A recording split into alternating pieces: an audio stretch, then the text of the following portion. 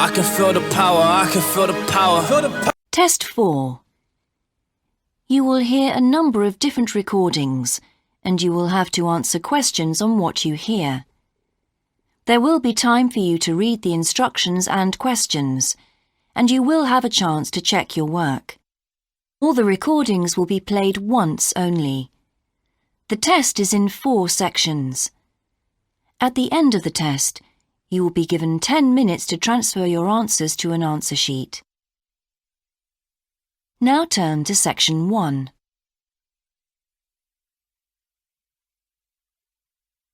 Section 1. You will hear a man telephoning to ask about a job in a hotel. First, you have some time to look at questions 1 to 4.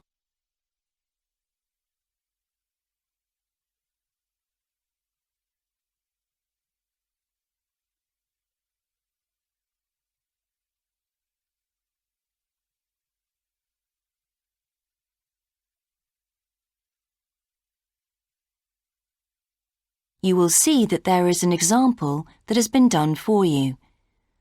On this occasion only, the conversation relating to this will be played first. Hello, West Bay Hotel. Can I help you? Oh, good morning. I'm ringing about your advertisement in the Evening Gazette.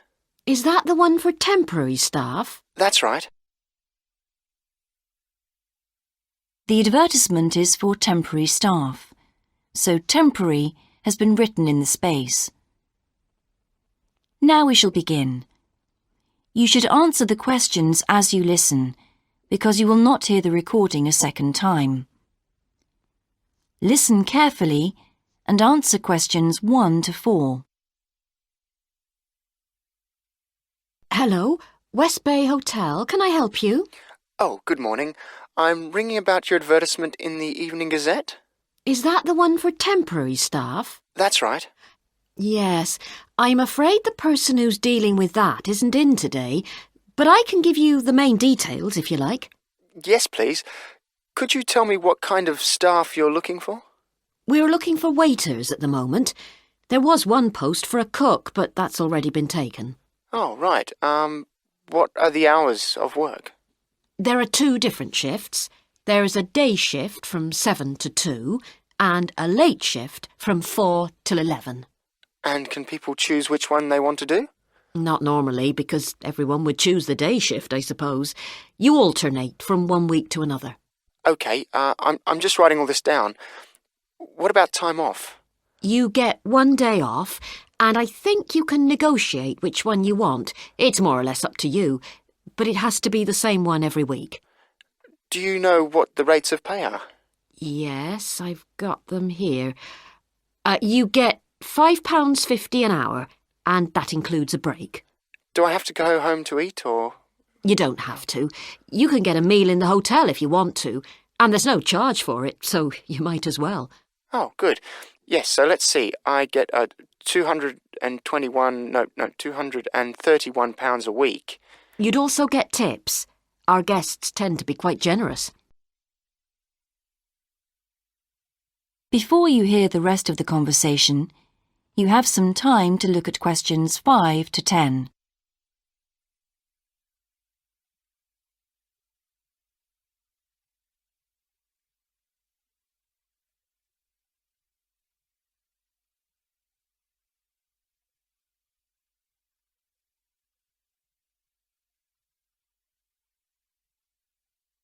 Now listen and answer questions 5 to 10.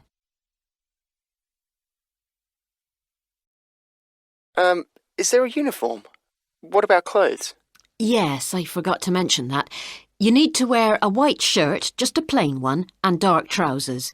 You know, not green or anything like that. And we don't supply those. That's okay, I've got trousers. I just have to buy a couple of shirts. What about anything else? Do I need a waistcoat or anything? You have to wear a jacket, but the hotel lends you that. I see. One last thing. I don't know what the starting date is. Just a minute. I think it's sometime around the end of June. Yes, the 28th, in time for the summer. That's great. I'm available from the 10th. Oh, good. Well, if you can call again, you need to speak to the service manager. Her name's Jane Urwin. That's Urwin.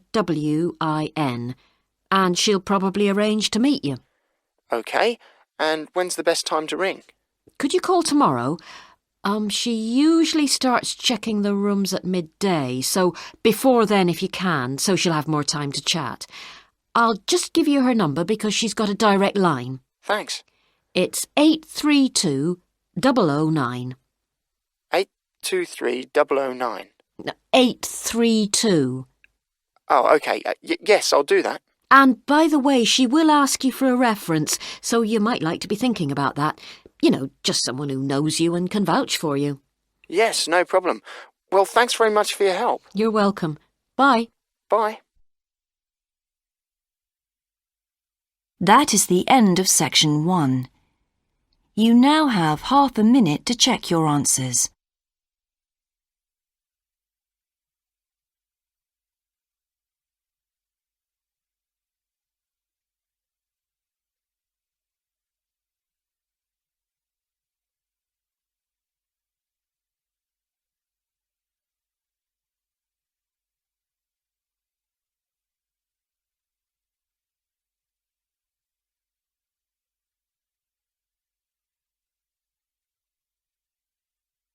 Now turn to section 2.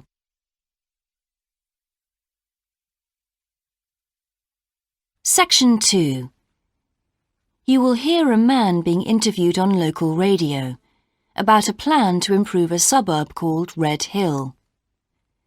First, you have some time to look at questions 11 to 13.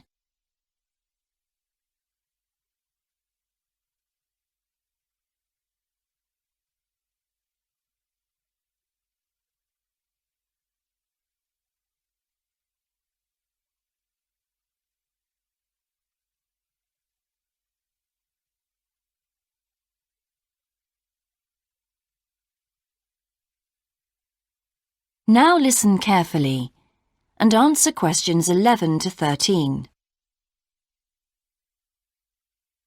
Good morning and welcome again to your city today. With me today is Graham Campbell, a councillor from the City Council. He'll be telling us about the plan to improve the fast-growing suburb of Red Hill. Good morning, Graham, and welcome to the show. Good morning, Carol. Now, Graham, I understand that there has been a lot of community consultation for the new plan. Yes, we've tried to address some of the concerns that local groups told us about. People we've heard from are mainly worried about traffic in the area and in particular the increasing speed of cars near schools. They feel that it's only a matter of time before there's an accident as a lot of children walk to the school. So we're trying to do something about that. Another area of concern is the overhead power lines. These are very old and a lot of people we spoke to asked if something could be done about them. Well, I'm happy to report that the power company have agreed to move the power lines underground at a cost of $800,000. I think that will really improve the look of the area as well as being safer. That's good to know. But will that mean an increase in rates for the local businesses in that area? Well, the power company have agreed to bear the cost of this themselves after a lot of discussion with the council. This is wonderful news, as the council now has some extra funds for us to put into other things like tree planting and artwork. Before you hear the rest of the interview, you have some time to look at questions 14 to 20.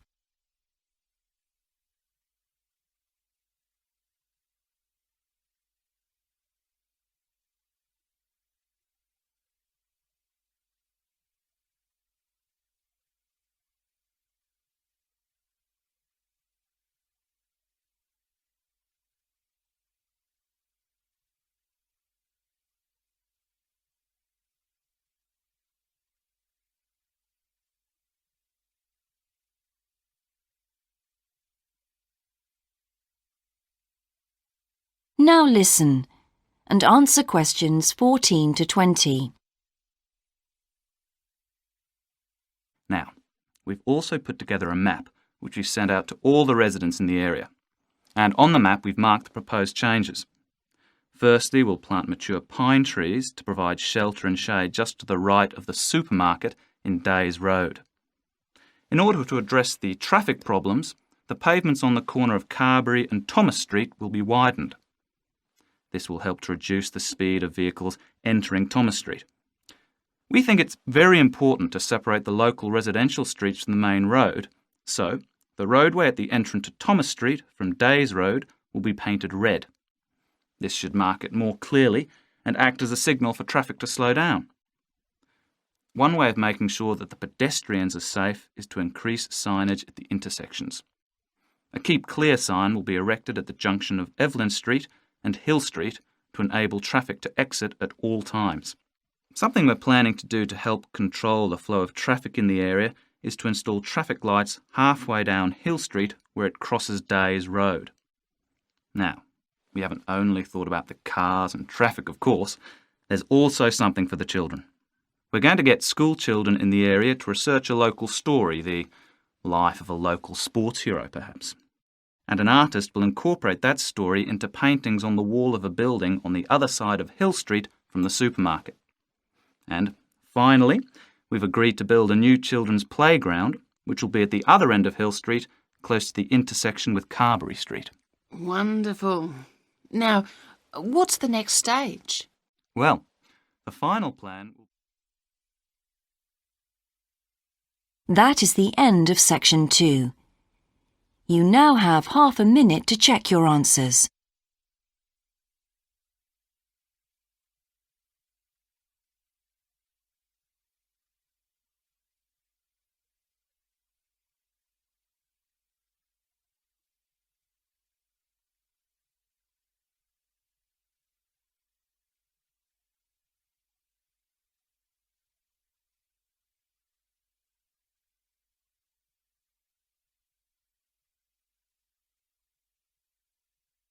Now turn to section 3.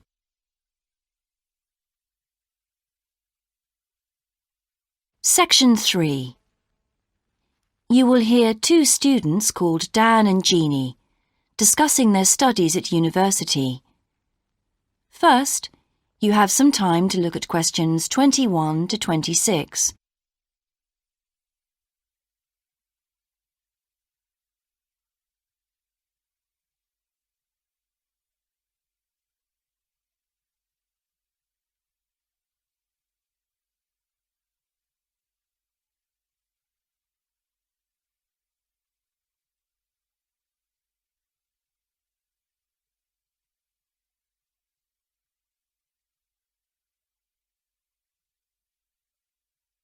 Now listen carefully and answer questions 21 to 26. Hi Jeannie, how's it going? Oh, hello Dan. Pretty well, thanks. Have you managed to get the money for the course yet? Yes, that's all sorted out now, thanks. It took long enough though. It was practically a year ago that I applied to my local council for a grant, and it took them 6 months to turn me down. That's really slow. And I thought I was eligible for government funding, but it seems I was mistaken. So then I asked the boss of the company I used to work for if they would sponsor me, and much to my surprise, he said they'd make a contribution. But what about college grants and scholarships? There must be some you could apply for. Yes, there are, but they're all so small that I decided to leave them until I was desperate. And in fact, I didn't need to apply. My parents had been saying that as I already had a job, I ought to support myself through college. But in the end, they took pity on me, so now I've just about got enough. That's good. So now I can put a bit of effort into meeting people. Haven't had time so far. Any suggestions? What about joining some college clubs? Oh, right. You joined several, didn't you? Yes. I'm in the drama club. It's our first performance next week, so we're rehearsing frantically, and I've got behind with my work. But it's worth it.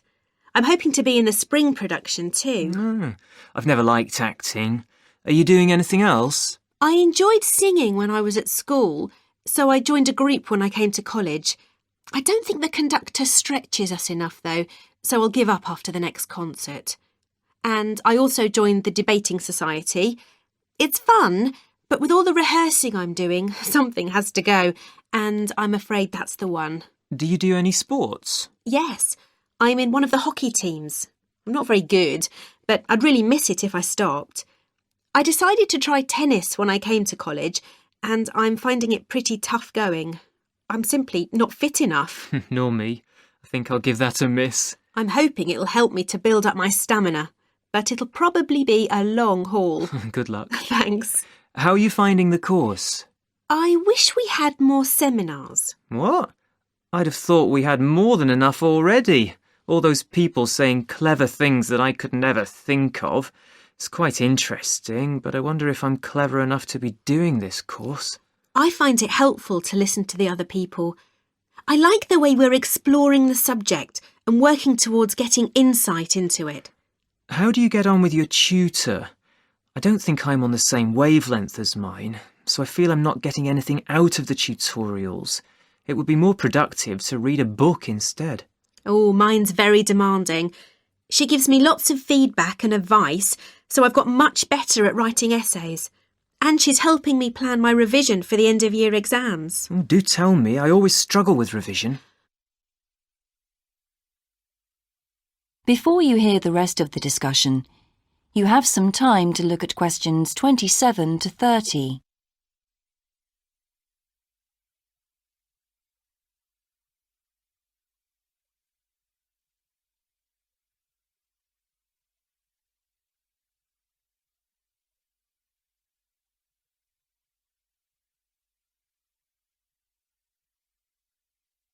Now listen and answer questions 27 to 30. Well, the first thing is to find out exactly what's required in the exams. Would it help to get hold of some past papers? Yes, they'll help to make it clear. Right, I'll do that. Then what? Then you can sort out your revision priorities based on what's most likely to come up. I put these on a card and read them through regularly. Uh-huh. But that isn't enough in itself. You also need a timetable to see how you can fit everything in the time available. Then keep it in front of you while you're studying. I've done that before, but it hasn't helped me. Maybe you need to do something different every day. So if you break down your revision into small tasks and allocate them to specific days, there's more incentive to tackle them. With big topics, you're more likely to put off starting. Good idea. And as I revise each topic, I write a single paragraph about it. Then later I can read it through quickly, and it helps fix things in my mind. Oh, that's brilliant. I also write answers to questions for the exam practice. It's hard to make myself do it, though. Well, I'll try. Thanks a lot, Jeannie. That's a great help. No problem. See you around. Bye. That is the end of section 3. You now have half a minute to check your answers.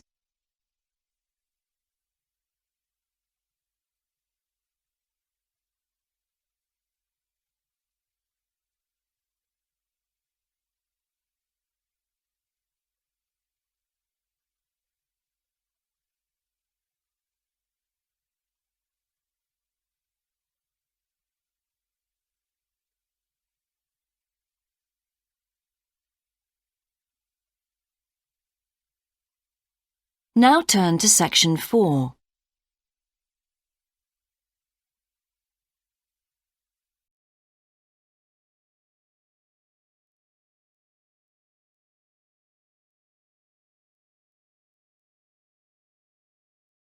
Section 4. You will hear a lecturer giving a talk about Australian rock art to a group of archaeology students. First, you have some time to look at questions 31 to 40.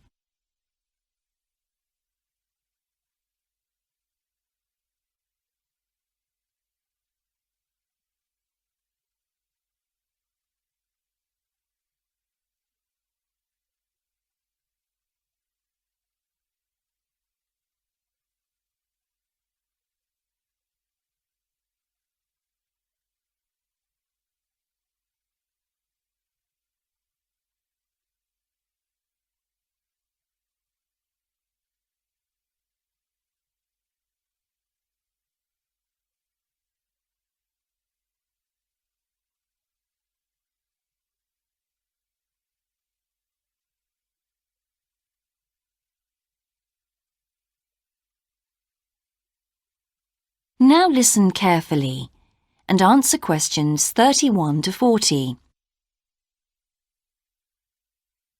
Good morning, everyone. I've been invited to talk about my research project into Australian Aboriginal rock paintings.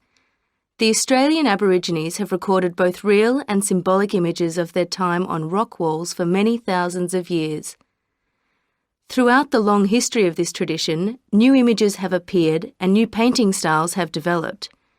And these characteristics can be used to categorise the different artistic styles. Among these are what we call the dynamic, yam, and modern styles of painting. One of the most significant characteristics of the different styles is the way that humans are depicted in the paintings. The more recent paintings show people in static poses, but the first human images to dominate rock art paintings over 8,000 years ago were full of movement. These paintings showed people hunting and cooking food, and so they were given the name dynamic to reflect this energy. It's quite amazing considering they were painted in such a simple stick-like form. In the yam period, there was a movement away from stick figures to a more naturalistic shape. However, they didn't go as far as the modern style, which is known as X-ray because it actually makes a feature of the internal skeleton as well as the organs of animals and humans.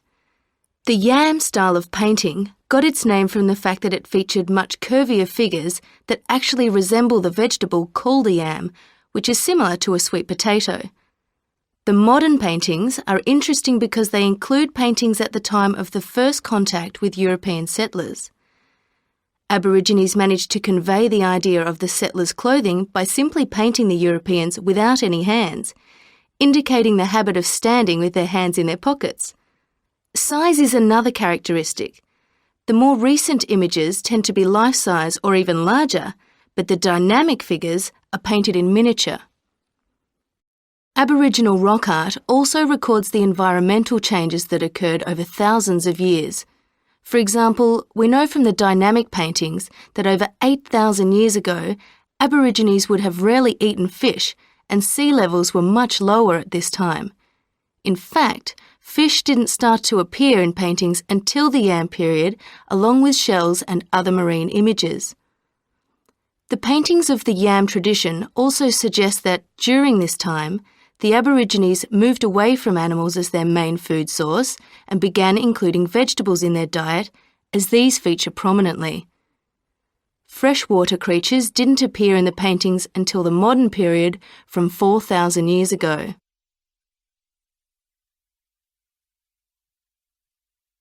So these paintings have already taught us a lot. But one image that has always intrigued us is known as the Rainbow Serpent. The Rainbow Serpent, which is the focus of my most recent project, gets its name from its snake or serpent-like body, and it first appeared in the Yam period 4,000 to 6,000 years ago. Many believe it is a curious mixture of kangaroo, snake and crocodile. But we decided to study the Rainbow Serpent paintings to see if we could locate the animal that the very first painters based their image on. The Yam period coincided with the end of the last ice age. This brought about tremendous change in the environment, with the sea levels rising and creeping steadily inland. This flooded many familiar land features and also caused a great deal of disruption to traditional patterns of life, hunting in particular. New shores were formed and totally different creatures would have washed up onto the shores. We studied 107 paintings of the Rainbow Serpent and found that the one creature that matches it most closely was the ribboned pipefish, which is a type of seahorse. This sea creature would have been a totally unfamiliar sight in the inland regions where the image is found, and it may have been the inspiration behind the early paintings. So, at the end of the Ice Age, there would have been enormous changes in animal and plant life. It's not surprising, then, that the Aborigines linked this abundance to the new creatures they witnessed. Even today, Aborigines see the Rainbow Serpent as a symbol of creation, which is understandable given the increase in vegetation and the new life forms that featured when the image first appeared. That is the end of section 4. You now have half a minute to check your answers.